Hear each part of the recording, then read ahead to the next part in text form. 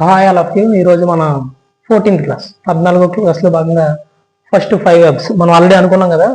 వెబ్స్లో V1 నుంచి V4 వరకు, V3 వరకు మనకు క్లారిటీ ఉంది. Present, past participle. V4 అనేది నౌన్ ఫామ్. నౌన్ ఫామ్ అంటే మన నేమ్స్ ఎలాగో అలాగే నౌన్ ఫామ్స్ అనమాట. సో ఈరోజు 5 వెబ్స్ ఏంటంటే కనుక, డంప్ అంటే పని చేయకుండా పని పెట్టండి డంప్ అంటాం. ఇన్వెస్ట్ అంటే పెట్టుబడి పెట్టడం. లింప్ అంటే కొనటం. సో క్రావెల్ అంటే పాకుట. కిక్ అంటే తనటం. ఈరోజు 5 వెబ్స్. ఓకే, ఈ రోజు క్లాస్లో భాగంగా మన 14వ క్లాస్లో ఉన్నాం అనుకున్నాం. ఈ రోజు క్లాస్లో భాగంగా ఏంటంటే కనుక, సో క్లాజెస్లో ఉన్నాము. ఈ రోజు ఏంటంటే వెన్ ఎవర్. సో ఈరోజు క్లాజెస్ ఏంటి? When ever. సో ఈరోజు వెన్ ఎవర్ కదా. సో వెన్ ఎవర్ అంటే ఫస్ట్ వెన్ ఎవర్ అంటే ఎప్పుడైనా, ఎప్పుడైనా. ఓకేనా. సో ఇప్పుడు ఫస్ట్ మనకేంటి ఫార్ములా రాస్తాం.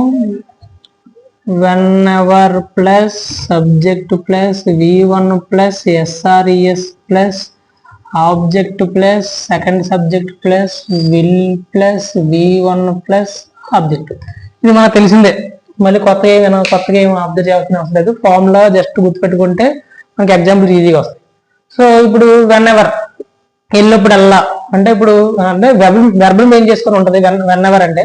సో ఇప్పుడు నేను తిరుపతి వెళ్ళినప్పుడల్లా నేను లడ్డు తీసుకొస్తాను అనుకోండి, వెన్ ఎవర్. సో తిరుపతి వెళ్ళినప్పుడల్లా అలా అంటానికి మనం వాడతాం.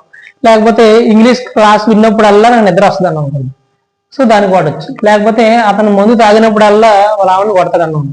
సో ఇలాగైతే జరిగినప్పుడల్లా, సో దానికి ఆల్టర్నేటివ్ చెప్తాం అనమాట. ఇప్పుడు ఫర్ ఎగ్జాంపుల్ ఫస్ట్ తిరుపతి వెళ్ళినప్పుడల్లా, when ever I go to Tirumala. Whenever I go to Tirumala, I will bring laddu. Tirupati వెళ్ళినప్పుడల్లా whenever laddu తీసుకొస్తానండి. whenever I go to Tirupati, I will bring laddu. నేను తిరుపతి వెళ్ళినప్పుడల్లా లడ్డు తీసుకొస్తానండి. ఓకేనా. నెక్స్ట్ ఇంకోటి చూసాం అనుకోండి, whenever she listens.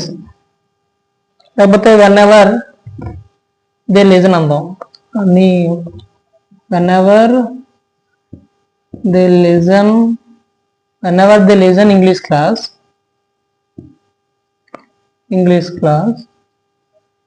they will get sleep.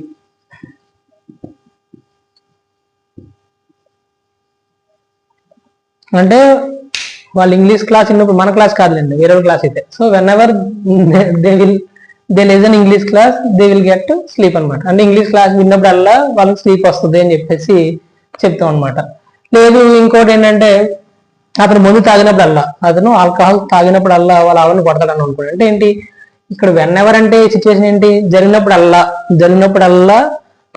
When ever I go to Tirupati వెళ్ళినప్పుడల్లా ఏంటి లడ్డు తీసుకొస్తా. ఇంగ్లీష్ క్లాస్ విన్నప్పుడల్లా నిద్ర వస్తుంది ఇంగ్లీష్ క్లాస్ విన్నప్పుడు. అలాగే ఇప్పుడు వెన్ ఎవర్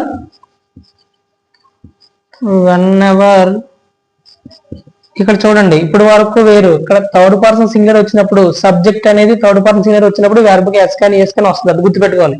సో రిమైనింగ్ అన్ని నార్మల్ గా రాయొచ్చు. సో ఇక్కడ ఏంటి థర్డ్ పర్సన్. వెన్ ఎవర్ ఈ కన్జ్యూమ్ అనేది ఆల్కహాల్ తాగడానికి. కన్జ్యూమ్స్ అంటే థర్డ్ పర్సన్ సింగులర్ కాబట్టి సబ్జెక్టు, వెర్బ్కి ఎస్ కానీ పెట్టాలి కాబట్టి ఇక్కడ ఎస్ పెట్టాము. వెన్ ఎవర్ ఈ consumes alcohol, he will beat his wife. అంటే ఆల్కహాల్ తాగినప్పుడల్లా అతని భార్యని కొడతాడు అని చెప్పడానికి అనమాట. సో మనకు బేసిక్గా ఏంటంటే ఫార్ములా బెటర్గా అర్థం చేసుకోవాలి. సో ఫార్ములా తర్వాత వెన్ ఎవర్ అంటే జరిగినప్పుడల్లా అనే విషయం గుర్తుపెట్టుకోవాలి.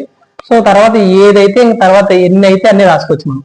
నేను క్రికెట్ ఆడినప్పుడల్లా నాకు బాడీ పెయిన్స్ వస్తాయి అంటే ఏదైనా ఒక విషయం జరిగినప్పుడల్లా ఇంకోటి జరుగుతుందని చెప్పడానికి బేసిక్గా ఫార్ములా గుర్తుపెట్టుకుంటాం. ఫార్ములా గుర్తుపెట్టుకొని సో ఇలా రాస్తాం అనమాట. ఓకేనా. Thank you. ఏమైనా డౌట్ ఉన్నాయనుకోండి కామెంట్ చేయండి, రిప్లై ఇస్తాం. Thank you.